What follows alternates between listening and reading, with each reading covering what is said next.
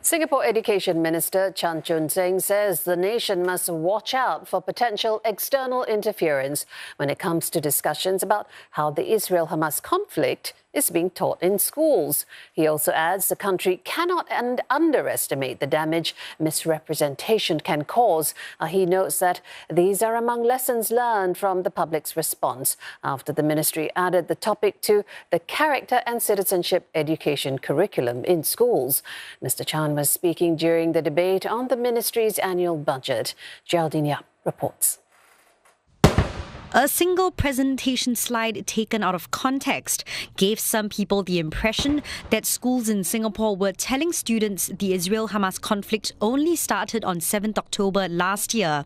It insinuated that the Education Ministry was pro-Israel and picking sides. But Education Minister Chan Chun Sing says a preceding slide had in fact emphasized the long, complex and violent history of the conflict.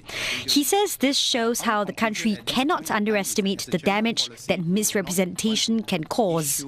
This is indeed a sobering reminder that in the online space, it is not always easy to separate those who question the material with well-meaning intentions from those who join the fray with ulterior intent to stir up negative emotions on an already sensitive topic. Our students. Mr. Chan also warned about potential external interference. He says to be careful not to fall prey to their attempts to rile up the public. Some external online parties have taken an active interest in our discussions. Some show no hesitation to join in the discussions and add their comments to incite anger and unhappiness. Yet others try to play on Singaporeans' conscience to adopt their positions. It is not difficult to guess the agenda of these external parties. Responding to requests to make the full lesson deck public, the minister says doing so would not do justice as they do not reflect how the lesson is taught. Teachers also customize the teaching plan based on age level and needs. No matter how we try to make the slides public or available, if it's done selectively without interpretation, we will still come back to the same issue. And every teacher must know their own students to customize their teaching accordingly. So it is not a one-size-fits-all. But yet at the same time, we must protect our teachers to not have them subject to the pressures from all different sources to change the material according to their versions of the event. So we find a balance between these two. Mr. Chan says MOE will also equip teachers to better engage students and improve the teaching methods to better accommodate the different age groups. This is the minister's second time addressing the backlash in public, and it comes about a week after he sat down with me and several other journalists to clarify misconceptions about the lessons and explain how they're conducted.